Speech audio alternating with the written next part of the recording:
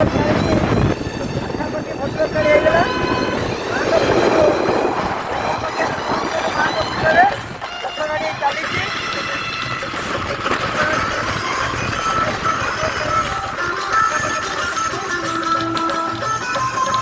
ଭଦ୍ରକାଳୀ ପାଖାପାଖି ଆମେ ପହଞ୍ଚିଗଲୁ ଗାଁ ଭଦ୍ରକ କାଳିସାହି ଯେଉଁ କହନ୍ତି ଭଦ୍ରକ କାଳିସାହିରେ ଆମେ ପହଞ୍ଚିଗଲୁ। ଭଦ୍ରକ କାଳିସାହି ଗଞ୍ଜାମ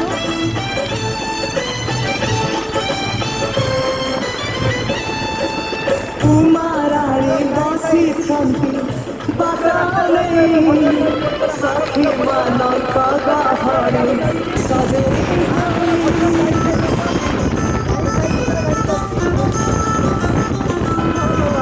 कुमाराणी बसी आम शिवंकर सखे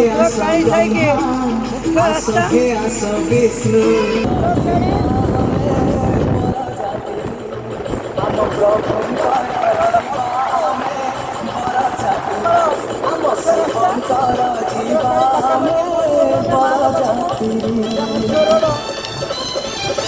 ମାଙ୍କର ଗେଟ୍ ପଇଲା।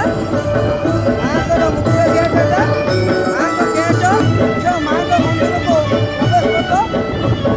ଭଦ୍ରକାଳୀ ମାଙ୍କ ମନ୍ଦିରକୁ ପ୍ରବେଶ ପଥ ହେଲା ମୁଖ୍ୟ ରାସ୍ତା। ସକାଳ ମାଳ ମାଳ ବର ଜାତି ଚାଲେ ଖଟୁରୀ ସକାଳ ମାଳ ମାଳ ବର ଜାତି ଆଗରେ ସିଙ୍ଗା ଫୁଙ୍କି ଚାଲେ ଖଟୁରୀ এটা ମାଙ୍କ ମନ୍ଦିର ଭଦ୍ରକାଳୀରେ ଆମେ ପହଞ୍ଚିଗଲୁ। ଭଦ୍ରକ ମୁଖ୍ୟ କାଳୀ ମନ୍ଦିରକୁ ଗେଟ୍ ଏଟା ଏଣ୍ଟ୍ରି ଗେଟ୍।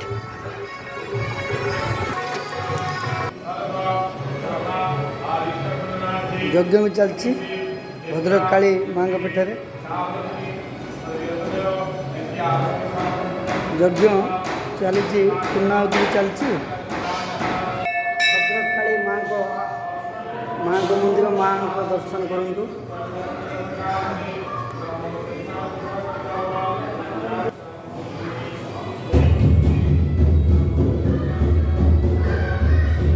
ବାବା ଆଖଣ୍ଡଳଙ୍କ ବିଭାଘର ପାଇଁ ମାଙ୍କ ପାଖରେ ପୂଜାପାଠ ବି ଚାଲିଛି। କେମିତି ଭଲରେ ଭଲରେ ଶିବ ବିବାହ ମାତା ପାର୍ବତୀଙ୍କ ସହିତ ଶନିବାର ଦିନ ବିଭାଘର ପାଇଁ ଆଜି ଭଦ୍ରକ କାଳୀ ମାଙ୍କ ପାଖରେ ଆମେ ପହଞ୍ଚି ଯାଇଥିଲୁ।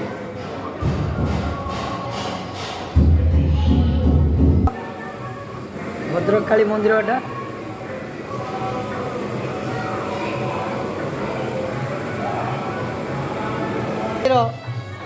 ଜଗନ୍ନାଥ ମନ୍ଦିର ଯେଉଁ ଅଛି କାଳୀର ଶିବଲିଙ୍ଗ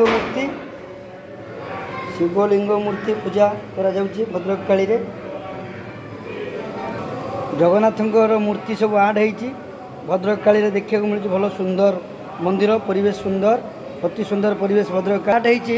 ଭଲ ସୁନ୍ଦର ଲାଗୁଛି। ଜଗନ୍ନାଥ ମୂର୍ତ୍ତି, ବଳଭଦ୍ର, ସୁଭଦ୍ରା ତିନି ଠାକୁରଙ୍କର ସବୁ ଆଡ୍ ହେଇଛି। ଭଲ ସୁନ୍ଦର ଭାବେ ଆଡ୍ କରାହେଇଛି। ସୁନ୍ଦର ଭାବେ ପରିବେଶ ଭଦ୍ରକ କାଳୀରେ। ଦେବାଦେବୀ ମାଙ୍କ ପାଖରେ ସମସ୍ତେ ହର ହରି ସମସ୍ତେ ଅଛନ୍ତି ଏଠି। ସୁଭଦ୍ରା ଭଦ୍ରକ କାଳୀ ମାଙ୍କ ପାଖରେ ଜଗନ୍ନାଥ, ବଳଭଦ୍ର, ସୁଭଦ୍ରାଙ୍କ ମୂର୍ତ୍ତି ପୂଜା ମାନେ ଠାକୁରଙ୍କ ପୂଜା ବି କରାଯାଉଛି ଭଦ୍ରକ କାଳୀରେ। ଜଗନ୍ନାଥ, ବଳଭଦ୍ର, ସୁଭଦ୍ରା ତିନି ଠାକୁର ବି ଅଛନ୍ତି। ମାଙ୍କ ପାଖରେ ହର ହରି ବି ଅଛନ୍ତି ନା, ବାପା ମା ସମସ୍ତେ ଭଦ୍ରକ କାଳୀରେ କ'ଣ ରଥ ଗାଡ଼ି ଅଛି। ଶେଷ ଦିନ ओम नमः शिवाय ओम नमः शिवाय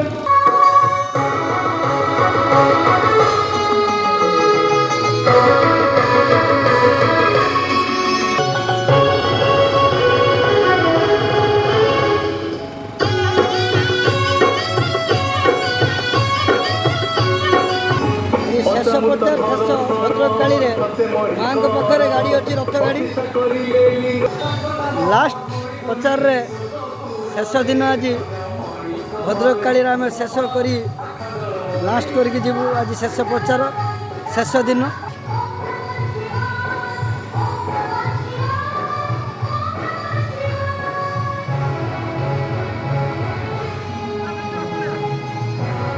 ଆଜି ଆଜି ଶେଷ ପର୍ଯ୍ୟାୟରେ ସରିଗଲା।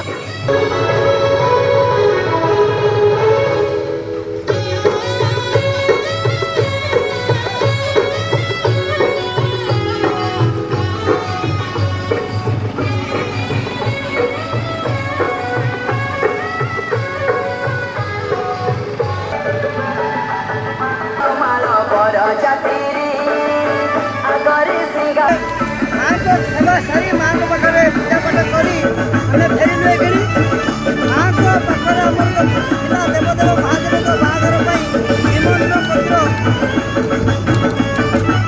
ମାଆଙ୍କ କାଳିଙ୍କ ପାଖରେ ପ୍ରାର୍ଥନା କରି ସେବାୟତଙ୍କୁ ଦେଇ ଆମେ କାର୍ଯ୍ୟରେ ସାରି ଫେରିଲୁ।